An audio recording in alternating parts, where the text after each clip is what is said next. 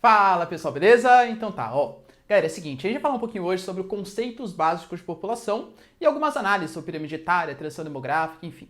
Quando a gente fala sobre população, demografia, talvez sejam os temas mais importantes para o seu vestibular, tenha certeza. Ó, pelo menos uma questão, vamos pegar em um vestibular que tem 10 questões de geografia. 1 a 3 questões, com certeza, elas vão ser questões que falam sobre população. Só que, claro, né, pode falar sobre migração, enfim, uma série de coisas. Eu vou trazer para vocês os conceitos principais para que vocês consigam ter base para responder qualquer tipo de questão sobre população, sobre demografia, tá? Então, primeira coisa, ó, taxa de natalidade. Ah, professor, mas isso é muito fácil, né? Nossa, muito simples, tal. Bem cara, por exemplo, de um vestibular de Unicamp segunda fase, por exemplo. Defina a taxa de natalidade. Ah, professor, é uns cara que nasce lá, tal. Meio certo. Aliás, desse jeito, totalmente errado, né? A gente tem que saber definir, galera, de maneira rigorosa, de maneira completa, até para que a gente consiga entender esse conceito, tá? Taxa de natalidade, você pega o tanto de pessoas que nasceram por ano, e pode ser, né, sei lá, taxa de natalidade do Brasil, então você pega o Brasil inteiro. Taxa de natalidade de São Paulo, você pega São Paulo, Rio de Janeiro e tal.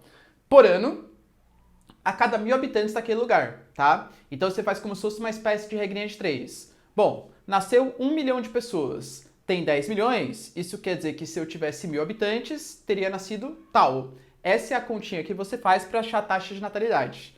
Se essa é a taxa de natalidade, a taxa de mortalidade é só o contrário, quer dizer, mais ou menos o contrário, né? É o número de mortes por ano a cada 1.000 habitantes daquele espaço, o número de óbitos por ano a cada 1.000 habitantes.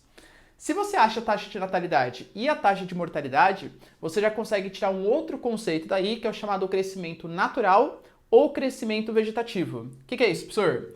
Crescimento vegetativo ou crescimento natural, você pega essa continha que você fez, a taxa de natalidade, e subtrai a taxa de mortalidade.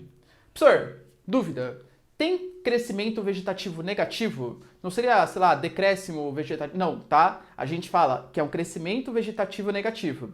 A gente vai ver ao longo da aula que, aliás, é bem comum que isso seja negativo em caso de países desenvolvidos, países mais urbanizados, porque a taxa de natalidade hoje está cada vez menor e por conta do avanço no número de idosos, a taxa de mortalidade está cada vez maior, tá? Isso é o crescimento vegetativo, que é diferente, olha a confusão que pode gerar, de crescimento demográfico.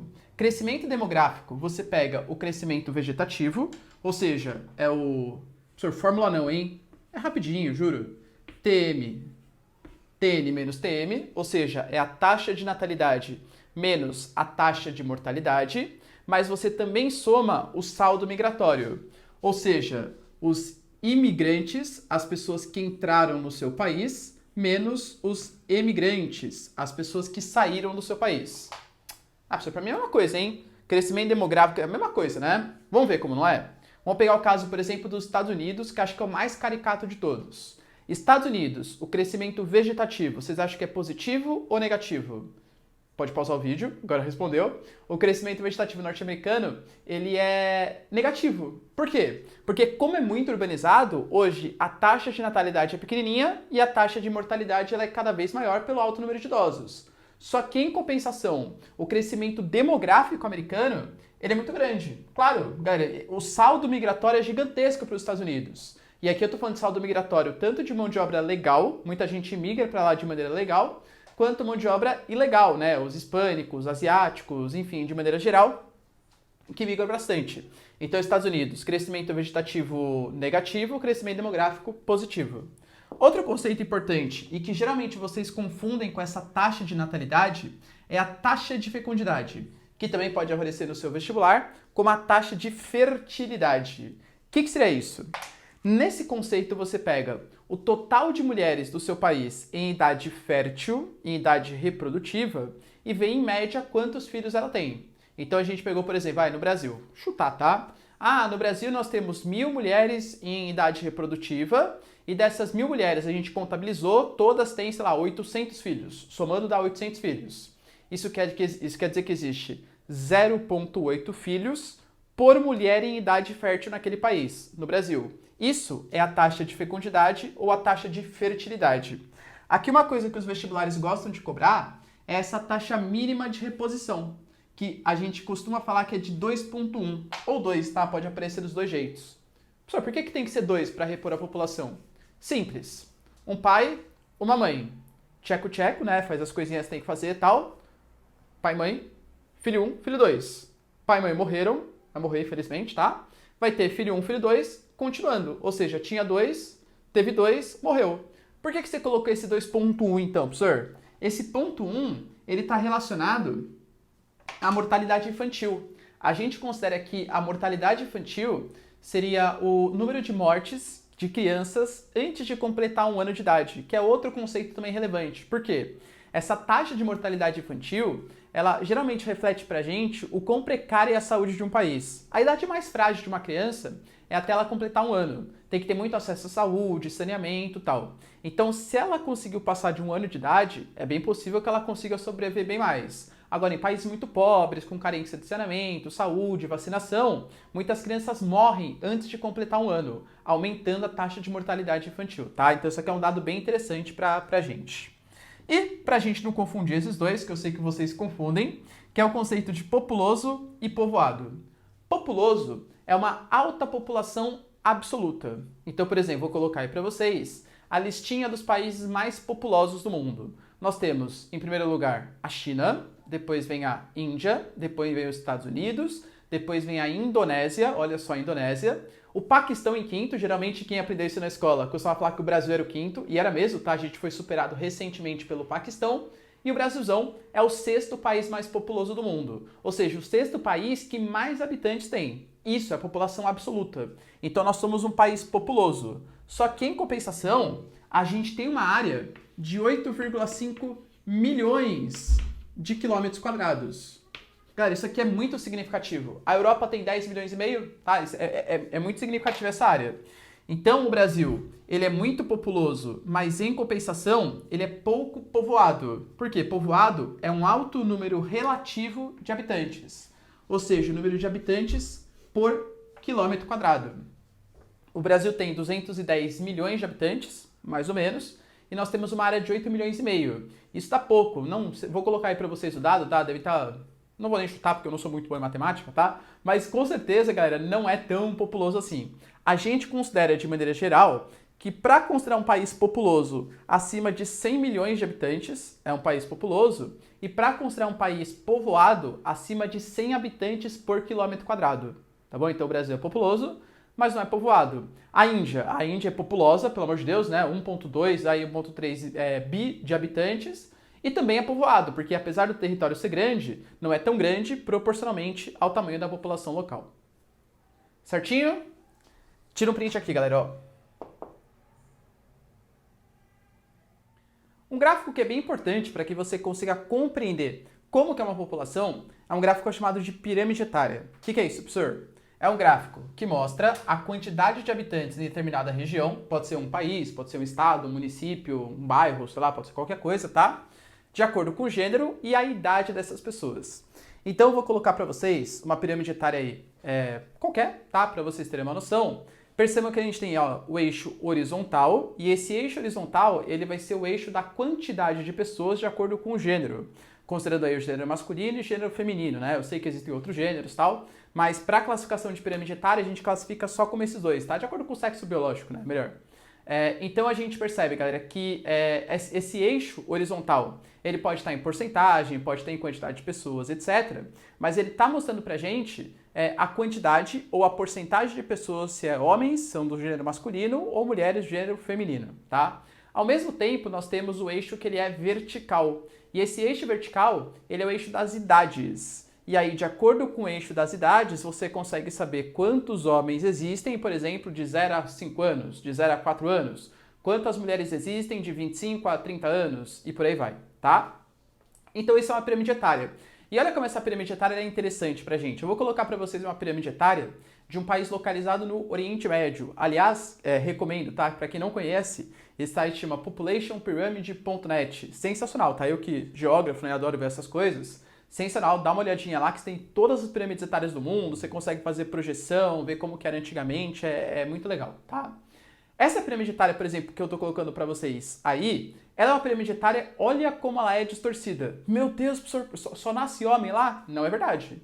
Tanto que se vocês observarem, se a gente for pegar na faixa mais idosa, por exemplo, ou dos mais jovens, existem muito mais mulheres do que homens. A faixa que destaca de homens é a faixa adulta.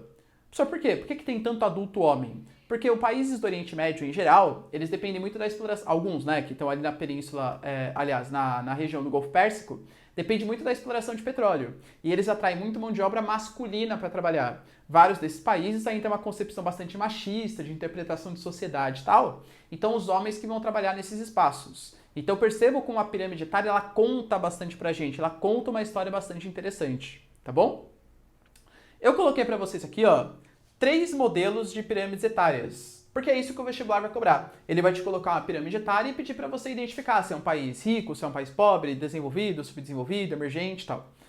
Em geral, como que a gente percebe? A pirâmide etária, lembrando, né, que esse aqui é o eixo das idades.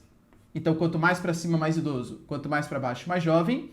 E isso aqui é de acordo com o sexo, né? Então, pode ser masculino e feminino, tanto faz, não existe uma convenção, tá? Isso aqui é uma pirâmide típica, essa pirâmide, que parece efetivamente uma pirâmide, é uma típica de um país subdesenvolvido. Professor, por quê? Olha a faixa que mais se destaca aqui, ó. A faixa que mais se destaca é essa faixa J, ou seja, do 0 até os 19 anos, geralmente, a faixa de jovens. A gente percebe que essa pirâmide, ela tem um topo estreito. Professor, por que topo estreito? Já vamos falar. E ela tem uma base larga. Por quê? Uma base larga, eu tô falando para vocês que proporcionalmente existem bastante jovens nesse país. Em geral, o país onde a taxa de natalidade, a taxa de fecundidade é muito grande, são países mais pobres, são países menos desenvolvidos, onde a mulher é menos empoderada, onde ela consegue exercer menos as suas vontades em geral. Ela tem aquela concepção que ela é quase um ventre que tem que ter filho ali, percebe? O custo de criação do filho não é tão alto, uma sociedade mais rural, tá? E a expectativa de vida ainda não é tão alta. Geralmente não tem tanto acesso à saúde e saneamento, então o topo ele fica bastante estreitinho. Então topo estreito, poucos idosos, e a base bastante larga, muito jovens. Se a gente for pegar essa pirâmide etária aqui, ela já é de um país desenvolvido. Num país desenvolvido, como você consegue saber, professor? Olha a faixa que mais está se destacando aqui, ó. Essa faixa dos idosos. Então, essa pirâmide, pelo contrário, ela vai apresentar um topo que é considerado mais largo, mas em compensação possui uma base mais estreita. Isso é reflexo, sei lá, de um país nórdico, um país europeu, Japão. Por quê? Como um país muito urbanizado, todos aqueles processos que eu falei para vocês, aumento de custo de criação do filho, a mulher mais participativa no mercado de trabalho, mais empoderada para não querer ter filho se não quiser, isso vem reduzindo a taxa de natalidade. Mas, como existe uma alta qualidade de vida, acesso ao saneamento, saúde, etc., a expectativa de vida fica bastante grande. Então, bastante idosos e, proporcionalmente, cada vez menos jovens. Professor, nós, qual que é nós aqui, Brasilzão? Nenhum dos dois. Brasilzão é esse aqui, ó. Nós somos considerados um país emergente. Eu diria para vocês, não vai colocar na prova isso aí, pelo amor de Deus, tá? Eu diria para vocês que a nossa pirâmide etária é a pirâmide etária coxinha. Por quê, professor? Porque ela parece uma coxinha. Como assim, professor? Observe, vou colocar aí para vocês a pirâmide etária do Brasil. A faixa que mais está se destacando, pelo menos nesse momento, é essa faixa aqui, ó. A faixa dos adultos. Dos adultos jovens, principalmente. Isso é a base, isso é o que mais existe aí na nossa pirâmide. Para vocês terem uma noção, hoje, no Brasil, mais ou menos 65% da nossa população faz parte da PEA, ou seja, são os adultos, a galera que está voltada ao mercado de trabalho. A gente tem muita gente produzindo e pouca gente que ainda não produz. Tanto que essa fase ela é tão boa economicamente, tão sensacional, que a gente costuma dar um nomezinho para isso aqui. A gente fala que essa fase em que os países emergentes estão é conhecida como o bônus ou a janela bônus ou janela demográfica. Professor, o que seria isso? Esse bônus ou essa janela demográfica? É a fase em que a nossa PEA é muito superior à nossa PEI. Aqui, muito cuidado com o que eu vou falar, tá? Ah, entendi. O Ricardo falou que jovem e idoso só atrapalha. Não falei isso.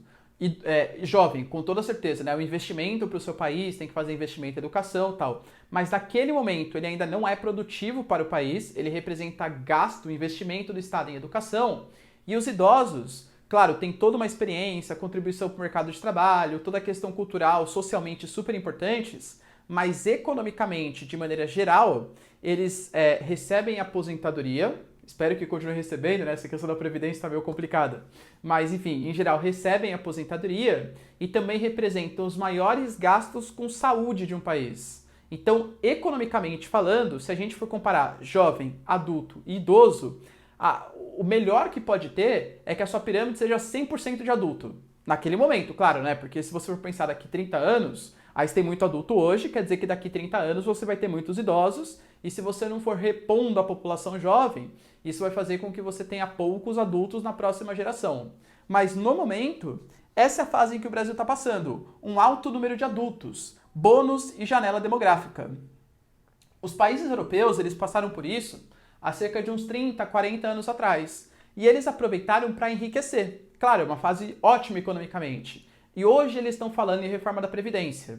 Quando a gente pega o caso do Brasil e de outros países emergentes, a gente está falando de hoje, de um Brasil que está passando pelo bônus e pela janela demográfica, mas nós temos, infelizmente, uma população que não tem alta qualificação da mão de obra, um alto número de desemprego, grande número de trabalho informal, subemprego. Então a gente está perdendo a oportunidade de equilibrar as nossas contas, de crescer economicamente, para talvez sustentar, num futuro próximo, uma população mais idosa. Isso quer dizer, se a gente está passando perrengue hoje, imagina daqui 20, 30, 40 anos, quando a nossa pirâmide vai estar mais parecida com uma pirâmide desse tipo.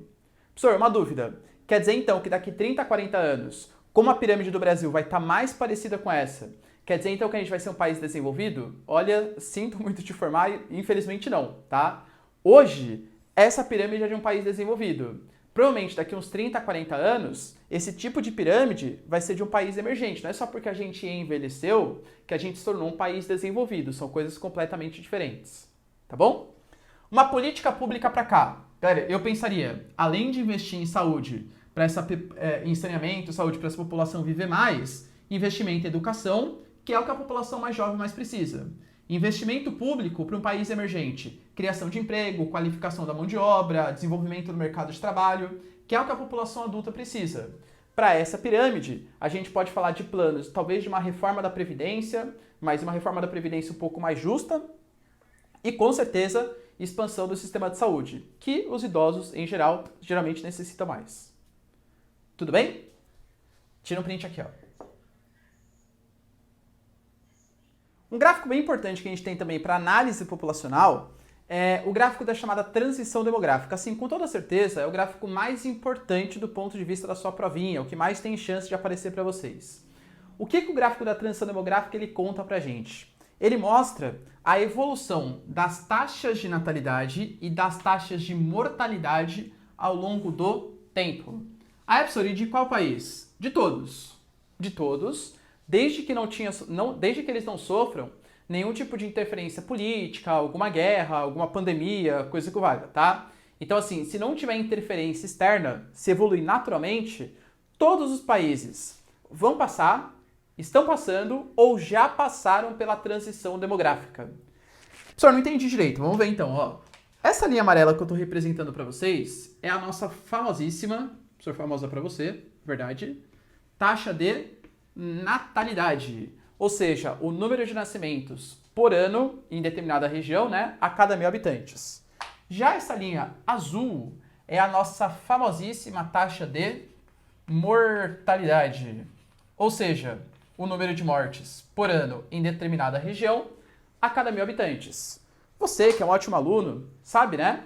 Que se eu pegar a taxa de natalidade e subtrair a taxa de mortalidade, eu vou ter, do ponto de vista mais matemático, a área do gráfico, verdade, verdade, verdade, e do ponto de vista mais geográfico da coisa, eu vou ter um outro conceito aqui, ó, que também é a área do gráfico, claro, mas taxa de natalidade menos taxa de mortalidade nada mais é do que o nosso famosíssimo crescimento vegetativo, tá? Então isso tem que estar na cabeça de vocês. Esse gráfico ele funciona para todos os países. Vamos ver de maneira geral, porque na próxima lousa eu vou analisar com vocês com mais detalhes, tá? Eu estou falando, ó, geralmente países mais subdesenvolvidos e rurais estão mais próximos da fase 1 e países mais avançados, mais desenvolvidos, tecnológicos, estão mais próximos da fase 4. Vamos pegar aqui a evolução, ó. Antigamente, no país rural, a natalidade era muito alta, a mortalidade também. Alguma coisa acontece que a mortalidade começa a cair, alguma coisa acontece na fase 3 que a natalidade começa a cair, e depois há uma tendência de inversão, a mortalidade ser maior do que a natalidade. Esse é o processo da transição demográfica.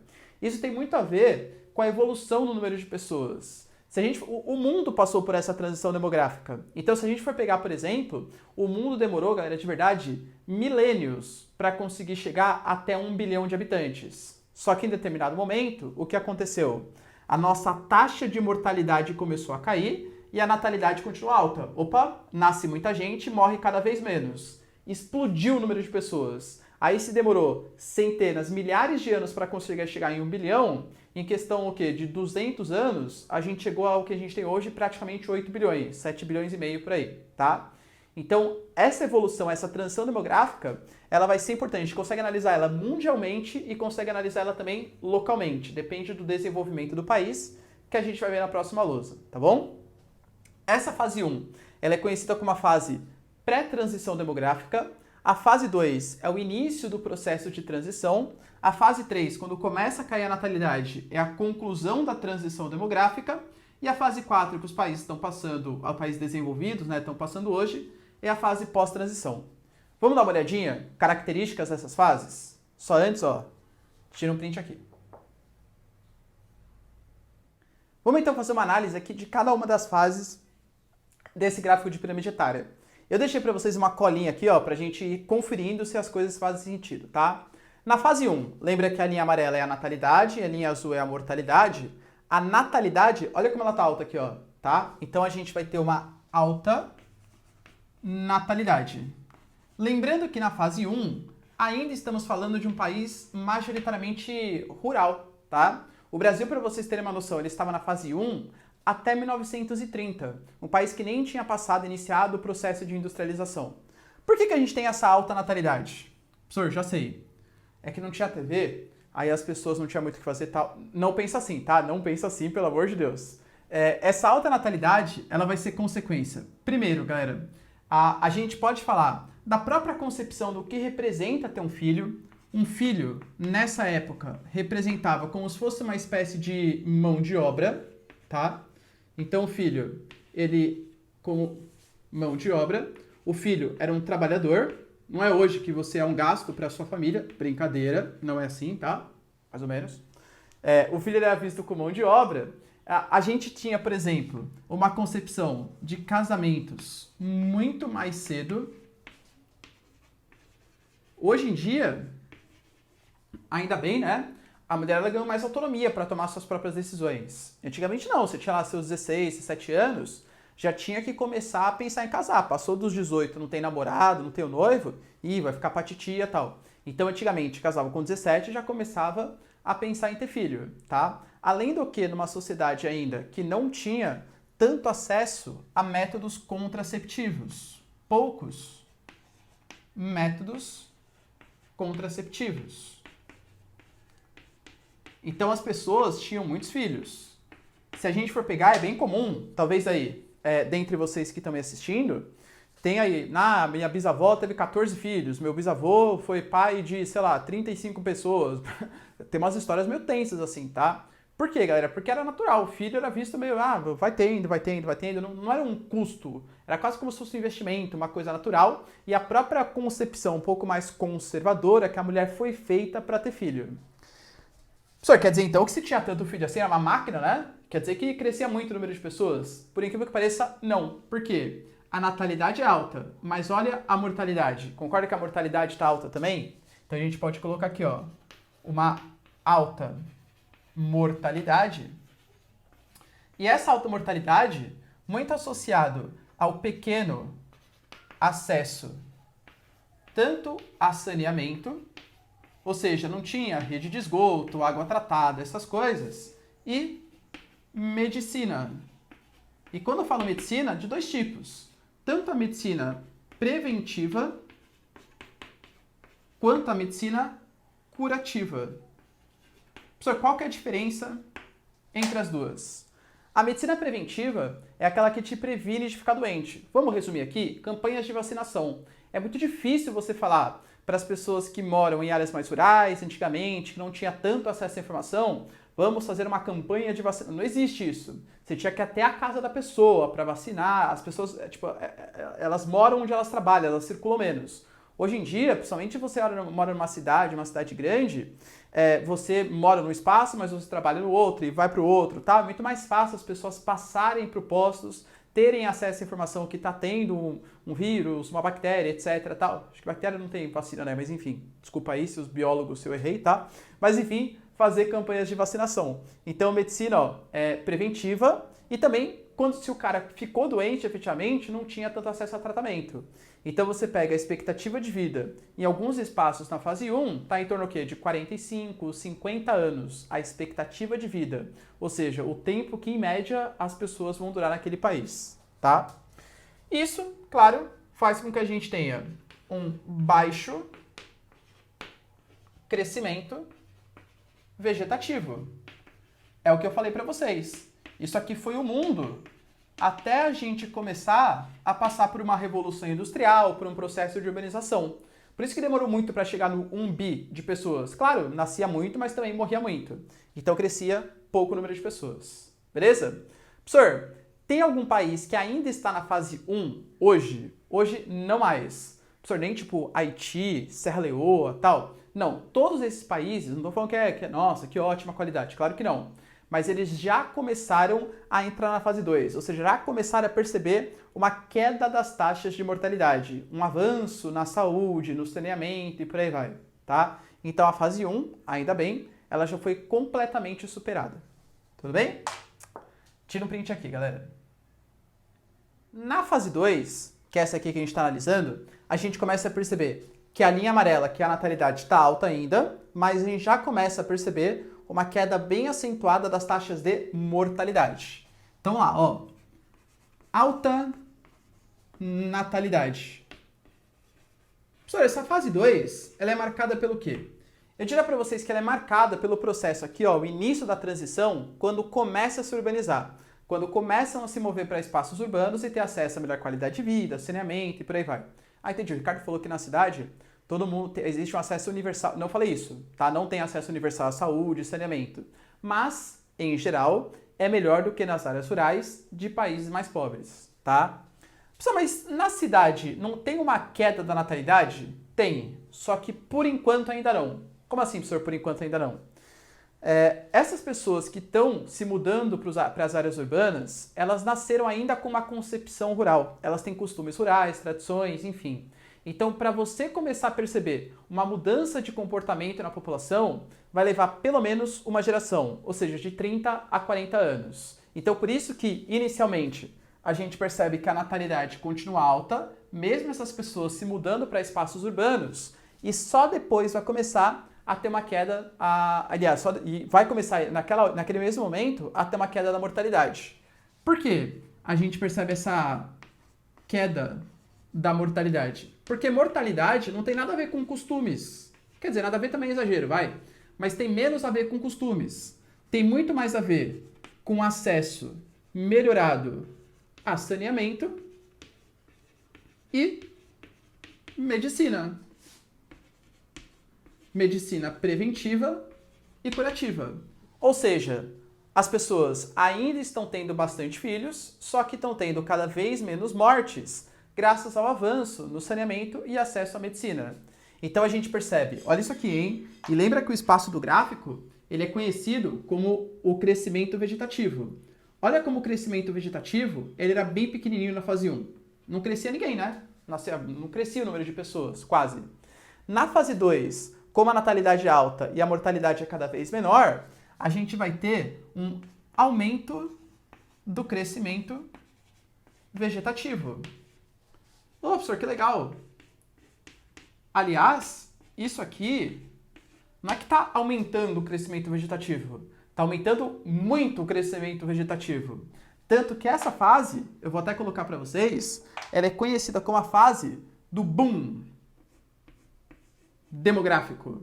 Ou seja, da explosão demográfica.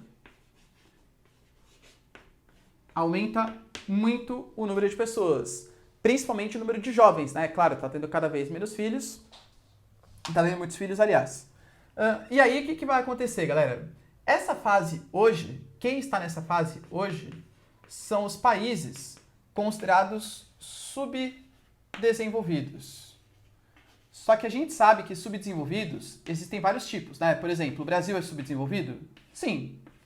A Bolívia é subdesenvolvida? Sim. Só que são subdesenvolvimentos diferentes. Hoje, quem se encontra nessa fase são subdesenvolvidos, que eu vou classificar para vocês aqui como subdesenvolvidos periféricos. Então, países, por exemplo, da África subsaariana, África abaixo do deserto do Saara, a região mais pobre do mundo, países do Oriente Médio, os países árabes em geral, né? São países que estão nessa fase 2. E olha que interessante.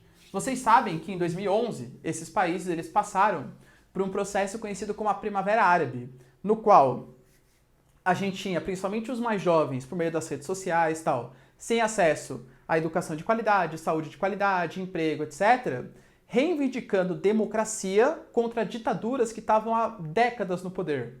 Claro que existem outros motivos, econômicos, geopolíticos, mas existe também um motivo demográfico. Qual que é o motivo demográfico? Esses países hoje que passaram por essa Primavera Árabe, por essas revoluções em busca de democracia, são países que estão na fase 2. São países que estão na explosão demográfica, onde existe um alto número de jovem. E jovem incomoda governos, né? Jovem reclama, jovem participa ativamente, protesta, faz revolução, etc.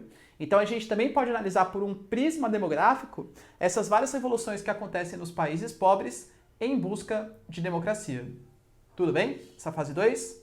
Professor, Brasilzão, tá na fase 2? Não, nós estamos na fase 3. O Brasil, ele superou a fase 1 em 1930, com Getúlio Vargas. Ele superou a fase 2 na década de 60 e 70, aí já no finalzinho, né, do governo JK, governo João Goulart, ditadura militar, e vai para a fase 4, não sabemos quando. A gente está ainda na fase 3. Beleza? Tira um print aqui, ó. Por fim, chegamos então na fase 3, a fase da conclusão da transição demográfica, que é um país já urbanizado, um país que já é um país majoritariamente urbano, tem uma boa qualidade de vida, tal, de maneira geral, tá? Na fase 3, o que a gente percebe que vai acontecer, ó? A natalidade, ela vai começar a cair e a mortalidade, ela começa a se estabilizar. Então, ó, uma queda da natalidade. Por que será que num espaço já urbano, consolidado, por exemplo, Brasilzão, é nóis, existe uma queda da taxa de natalidade? Eu diria que, mais do que eu falar, meninas ou mulheres que estão me assistindo têm até mais propriedade do que eu para conseguir falar sobre isso, tá? Vou tentar repassar o pensamento aí de muitos depoimentos aí que eu ouvi e tal, de maneira geral. Primeiro, tem a ver muito mais com não só as mulheres necessariamente, mas com um casal, né? Que é o alto custo de criação de um filho. Não, professor, você tá errado. É baratinho. Sim, sim. Imagina você tendo que sustentar alguém. Vamos falar que o cara vai sair com 17 anos, vai? 17 anos que é a idade que o cara se forma no ensino médio, se não repetir e tal. Obviamente isso não acontece mais, tá? A gente sabe a geração nem, né? Que nem estuda, nem trabalha. Os caras ficam até 30 anos, 35 anos e tal na casa dos pais. Mas eu fingi que o cara vai sair com 17 anos, beleza. Você vai ter que pagar toda a maternidade, todo o enxoval. Aí depois vai ter que, por exemplo, colocar ele numa escola, pagar alimentação, pagar saídas. Depende muito da sua classe social também, claro, né? Mas talvez quando ele ficar mais velho, comprar um celular, pagar, sei lá, um cinema, etc. Galera, o IBGE, ele fez uma continha e ele colocou na ponta do lápis isso.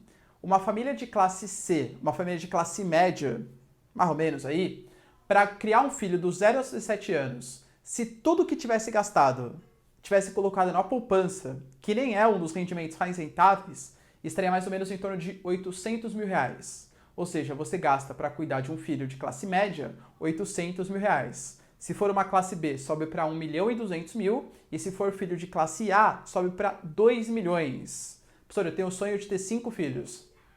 Pode ter esse sonho, mas saiba que você vai gastar dinheiro bastante, percebe? Então, o filho ele passa a ter uma outra concepção. Se no campo ele é visto, era assim que era, né? Se era mulher, passava a cuidar de casa, fazer os afazeres domésticos. Se era homem, passava a trabalhar na lavoura a partir dos 6, 7, 8 anos. Agora não. Agora o filho, ele é como se fosse um investimento, tem todo o planejamento familiar, porque ele é muito caro, etc. Tá? Outra coisa que a gente pode colocar é o maior acesso a métodos contraceptivos. E não só acesso, né? Mas também ao funcionamento. Então, camisinha, as pílulas, né? Métodos contraceptivos, pílula anticoncepcional. Enfim, isso vai sendo difundido pela sociedade de uma maneira mais significativa, fazendo com que a natalidade, obviamente, caia. Mas um ponto bastante importante, a gente pode colocar aqui, e para mim isso é o mais significativo, que é o empoderamento,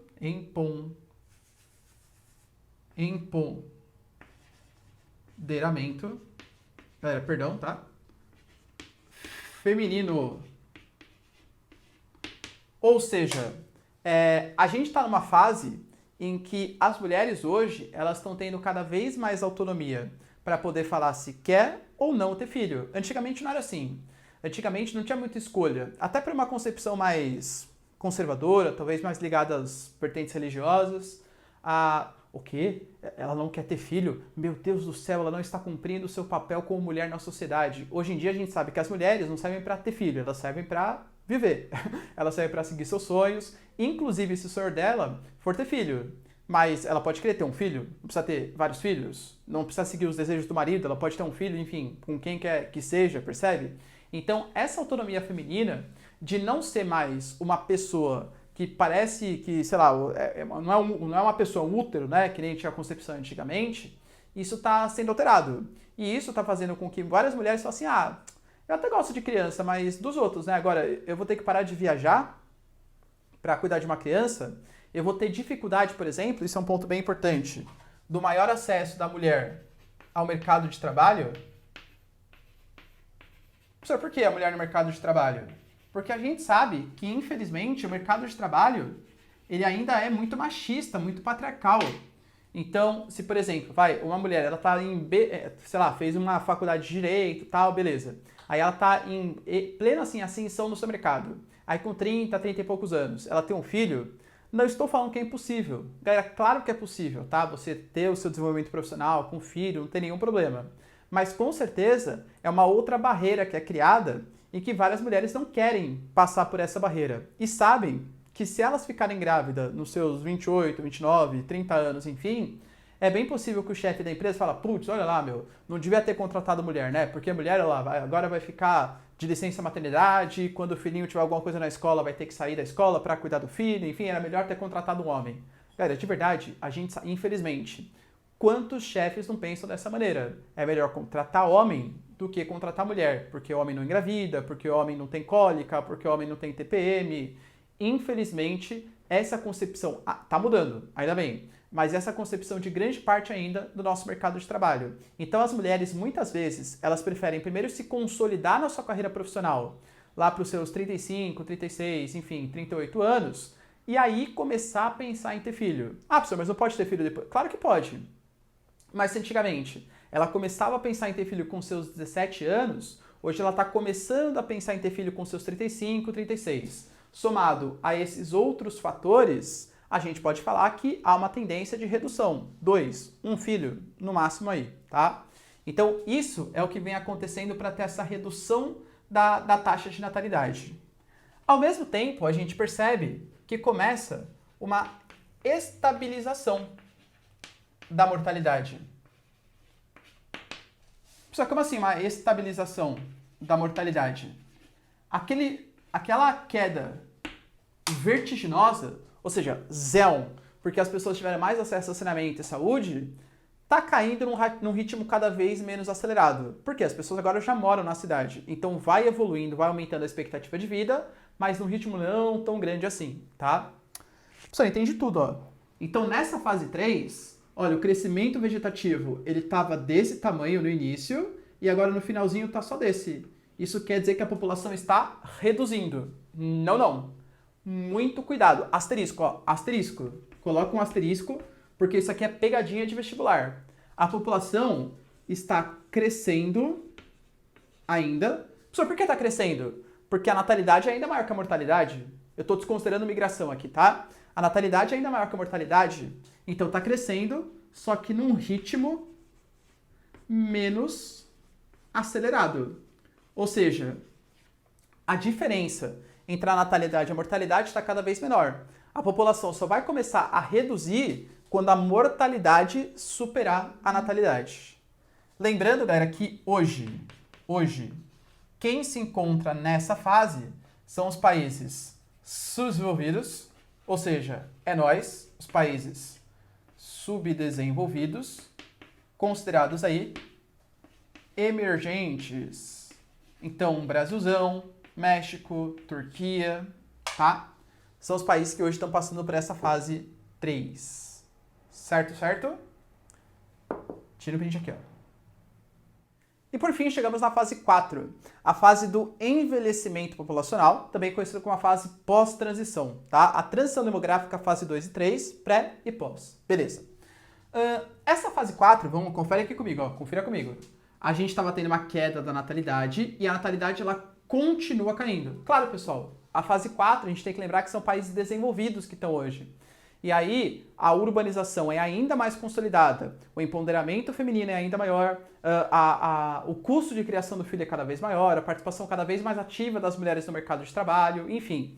Toda uma conjuntura, uma estrutura, aliás, que vem fazendo com que se tenha cada vez menos filhos. Então, aqui nos países da fase 4, por exemplo, a gente está abaixo da reposição. Lembra que a taxa de fecundidade é de 2,1, a taxa de reposição? Ou seja, você tem um pai, uma mãe, tcheco-tcheco dos dois, filho 1, filho 2, pai morreu, 2 filhos, né? Substituiu o pai e a mãe. Taxa de reposição deveria ser 2. Aqui, a taxa de fecundidade é 1,2, 1,3, 1,4, tá? Ou seja, na média, vai um filho por casal. Então, a tendência é que tenha uma redução da população. Só que a gente tem um pequeno aumento da mortalidade. Professor, você não falou que são países desenvolvidos? Sim. País desenvolvido não tem acesso legal a saneamento, saúde e tal? Tem. Só que, galera, de verdade, chega uma hora, é triste falar isso, mas o velhinho vai morrer, galera. Não tem muito o que fazer, tá? Então, esse aumento da mortalidade, ele tem a ver aqui com um alto número de idosos. Alto número de idosos. Quando você vai tendo muitos idosos, a média da sua população fica cada vez maior, não dá para você levar a expectativa de vida para 110, 115, 120 anos. Quem sabe no futuro, né? Vai saber. Será que a gente vai atingir a imortalidade? Não sei. Mas enfim, tá? Isso é outro papo, beleza? Nessa fase aqui, aí sim, olha que interessante, ó. Como a natalidade está cada vez menor e a mortalidade começa a ter um pequeno aumento, aqui sim a gente tem um crescimento vegetativo negativo. Vou colocar de outra cor aqui com destaque, ó. Negativo. Ou seja, aqui sim a gente está tendo uma queda da população. E claro, a gente está tendo uma queda também no número de jovens, no número de adultos e um aumento do número de idosos. E isso é bastante problemático. Quem está nessa fase hoje são os países considerados aí desenvolvidos. Sobre Brasil? Não, Brasil não, né? O Brasil é emergente. Aqui estou falando da Europa Ocidental, né? Portugal, tal, por exemplo, Japão, os países nórdicos, Noruega, Suécia, Finlândia, tal. Esses países com excelente qualidade de vida estão nessa fase. Só que isso traz algumas consequências. Quais são as consequências mais diretas que a gente pode pensar? Bom, se está tendo o envelhecimento populacional, a gente pode colocar um aumento do custo da previdência, ou seja, aumento do custo com a aposentadoria e aumento do custo também com a saúde. E ao mesmo tempo, o que vem acontecendo? Uma redução da PEA, ou seja, da parcela da população economicamente ativa. Então a gente está tendo um grau de dependência, ou seja, pessoas que dependem daqueles que trabalham muito grande. Então poucas pessoas para sustentar a sociedade de maneira geral. Problemático isso, hein? Por isso que a gente sabe quais são as medidas que poderiam solucionar essa problemática. Eu diria para vocês que existem algumas, nenhuma delas muito bem conclusivas. Porque todas elas apresentam problema. Por exemplo, para a gente conseguir solucionar esse déficit causado pelo aumento do gasto previdenciário de saúde e de redução da PEA, a gente pode falar, por exemplo, de reforma da Previdência. Então a gente adia a idade de aposentadoria e tira alguns privilégios. Será que os europeus que estão passando por isso aceitam? Os japoneses, será que aceitam? Galera, são países, os japoneses não, né? Mas os europeus principalmente, que sempre estiveram acostumados com uma excelente qualidade de vida, o tal do welfare state. Então hoje, países que estão falando sobre reforma da Previdência estão sofrendo uma série de protestos. Quebra-pau mesmo, tá? Mas enfim, é uma das soluções que estão sendo propostas. Outra solução que a gente poderia adotar, bom, tá faltando PEA. Verdade, né, professor? Tá faltando um trabalhador. Tem países onde está sobrando trabalhadores. Países da fase 2. Países do Oriente Médio, da África Subsaariana. Já sei, olha que ideia brilhante. Vamos levar pessoas desses países pobres para os países ricos, para repor a demanda de mão de obra necessária. Xenofobia muito forte. A gente sabe, galera, que os europeus têm um medo muito grande de aumento da competitividade, rebaixamento dos salários, até de perder o que eles chamam de identidade cultural, e uma série de partidos aí já classificados como de extrema direita, neofascistas, neonazistas, estão subindo na Europa. Por quê? Justamente por conta dessa questão, desse aumento da migração. Você acha realmente que algum governante vai ter como ideia legal, como princípio de Estado, fazer o cara atrair imigrante? A resistência seria gigantesca, tá bom? Existem alguns países que estão incentivando a natalidade como uma terceira solução. A gente pega, por exemplo, países onde a licença maternidade é de 2 anos e a licença paternidade é de 6 meses. Existem países onde existe o dia da reprodução. Propagandas assim espalhadas, tenham filhos, pelo amor de Deus, reponham a população. A Hungria chegou ao máximo o Viktor Orbán, ele estatizou, ele tornou do Estado as clínicas de fertilização in vitro para tornar o método mais barato, para ver se as pessoas começam a ter filhos. Você acha que está resolvendo isso? Claro que não, né? A Irlanda, por exemplo, paga uma espécie de Bolsa Família independente da classe social. Se o cara, desde o zero, né, até o cara se formar, ele recebe uma ajuda do governo, como se fosse uma bolsa para as pessoas terem filhos. Isso não está resolvendo, porque a questão de não ter filho, assim como eu falei para vocês, ela não é meramente econômica, não é só porque o filho é caro, teoricamente, mas porque eu não quero ter filho, não gosto de criança, eu quero viajar, o filho me atrapalha, sei lá, galera, inúmeros motivos. Empoderamento feminino, não enche minha paciência, percebe? Existem uma série de motivos que levam a não ter filhos, além da própria questão financeira. Então, assim, é uma situação que os países europeus estão passando hoje, que a gente vai ter que aprender com eles o que eles estão fazendo para tentar copiar as coisas que deram certo quando a gente chegar nessa fase e tentar eliminar as coisas que deram errado. Professor, eu acho que o Brasil ele vai copiar as coisas que deram errado e eliminar as que deram certo. Pode ser, tá? Mas não tem esse pensamento negativo. Até lá a gente vai aprender, tenho plena certeza. Mais ou menos. Tá bom? Galera, tira um print aqui, ó. Espero que vocês tenham curtido a aula, que vocês tenham aprendido. E é isso aí. Beijos, abraços e tchau, galera. Até mais.